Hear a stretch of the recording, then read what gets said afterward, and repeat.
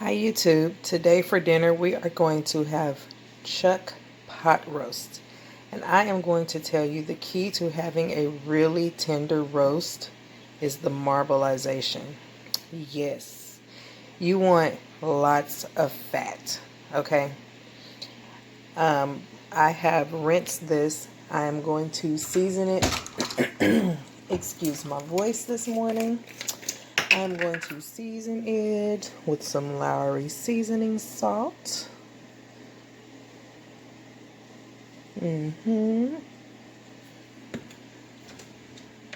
With some garlic.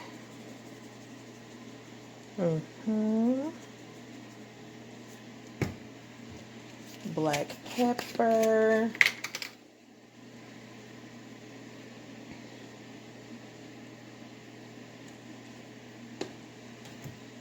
A little bit more garlic. I love garlic, you guys. I love garlic.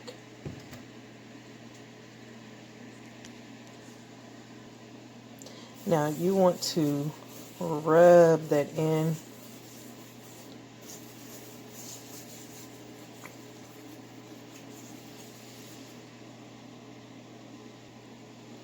And you want to season both sides really well.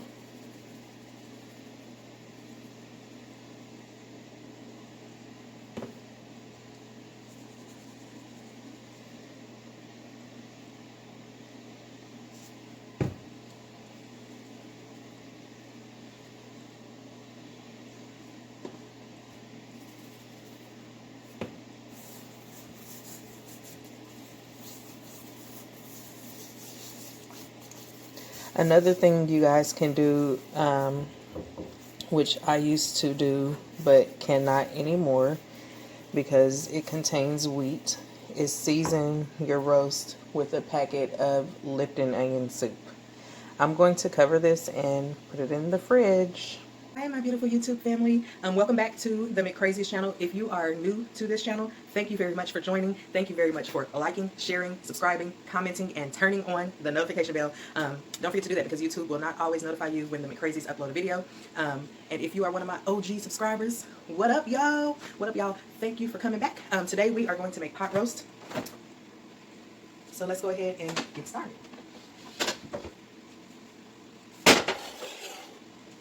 That was the roast. Carrots. Onion. Potato. With the roast today, we are going to have yummy cabbage.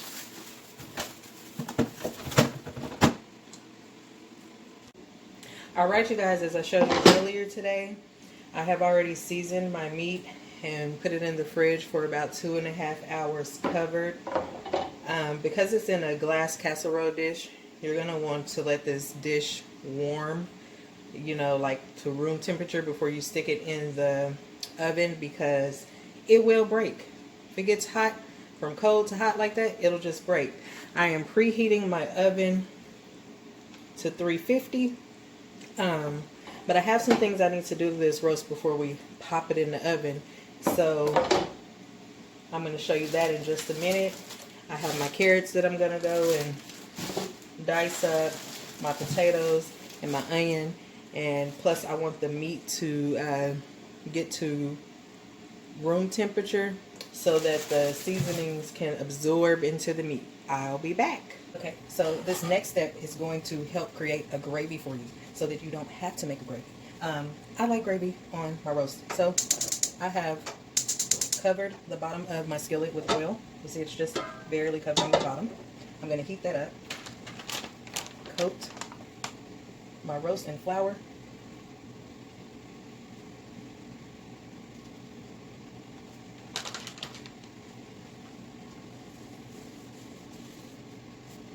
Spread the flour evenly.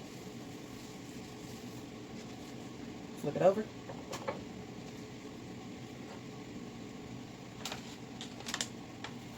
Oop. Don't want to get too much. Just don't want to touch that with raw meat hands. Yeah, I'm going to say my best friend and my family, especially my mom, would be so proud of you, because let me explain something to y'all. When I was a kid, I was something like a vegetarian. Not for the reason that most people are vegetarians, not because of religion or anything like that, but because meat kind of grossed me out. I didn't want to touch it. I did have that same mentality that a lot of vegetarians have, like, you know, oh my gosh, I used to be live and living. But as I got older, I got hungry.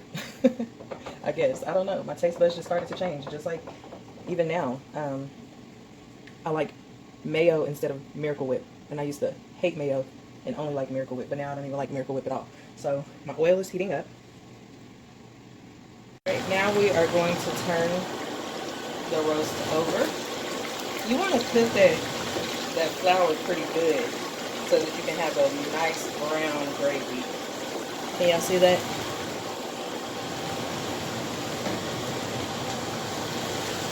Let me tell y'all a story while I got y'all in here. So, back in the very beginning of me and my husband's relationship, I made a roast. I put it in the oven and I went to work. Now then it was just us, so it was a roast probably about this size here. Y'all, when I came home from work, there was a piece like that. Like, you see that? Like a third of it left or whatever. And another story. I made 2 roasts like this when my 2 little cousins and my nephew came to stay with us over summer break one time. And yeah, so I put it in the oven, went to work, came home. There was a piece this size, I'm talking about over here, this size left for me. And when I went to fix my plate, do you know those boys came and said, can we have another piece of roast? That is how good this roast is. Alright, y'all have to forgive me for the sound of my vent. When the stove gets too hot, it comes on automatically and I cannot turn it off. But let's check it. Alright, so nice and brown, transferred directly to the casserole dish. No ifs, ands, or buts. I would like to thank my late grandmother, who I know as Maw Maw. Miss Melva is that's hard to say, was one of Oklahoma's finest cooks, okay? So when I had to learn how to cook things that were a little more adult-like, I guess you could say, I called my Maw Maw. So all I'm going to do is add some water. So let's add some water.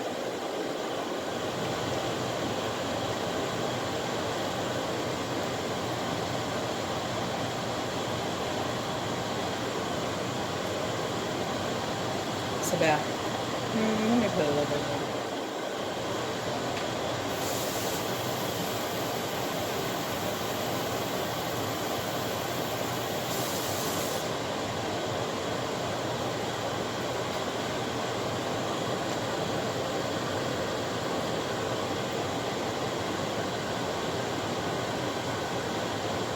It's going to come about halfway.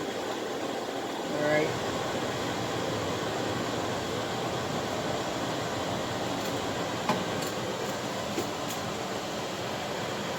I'm going to add some more seasoning because I do not want my gravy to be bland.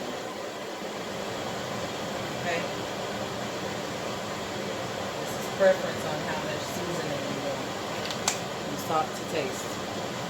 I'm now going to cover this, pop it in the oven for about 3.5 hours. Alright, so my roast is about halfway done. So what I am going to do is now add my potatoes. Oh yeah, I poured some of the water off too, by the way, because you want to get rid of some of that grease that's on there. Where is my pitchfork? Never mind, I found it.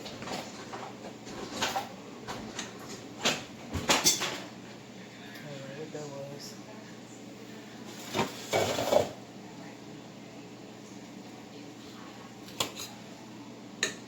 Yeah, look at that. It's already tender and kind of falling apart. But it is not done, okay?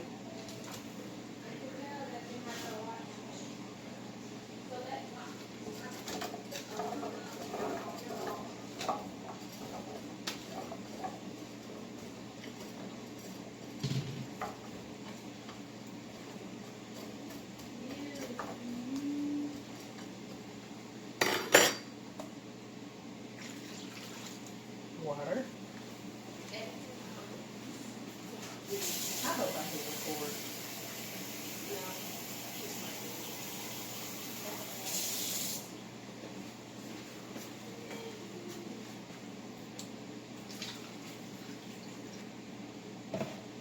I am going to flip my roast over now.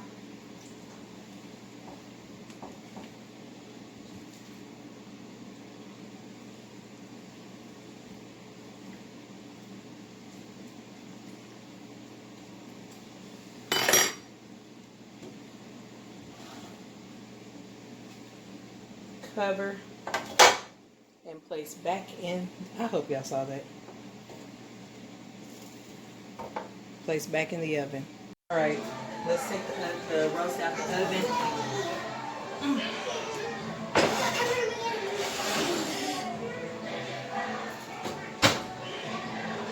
Bring y'all a little closer.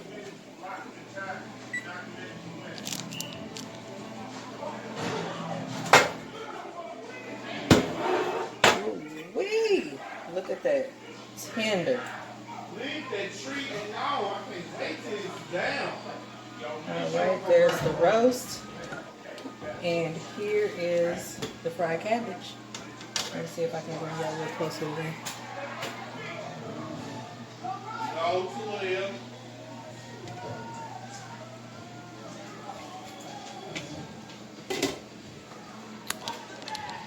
Alright, so my children are like starving to death. Like they haven't had anything to eat all day, knowing they had breakfast at school, lunch at school, a snack at school, came home and ate a snack. They are like just hungry. So I'm gonna go. But try this recipe and let me know what you think.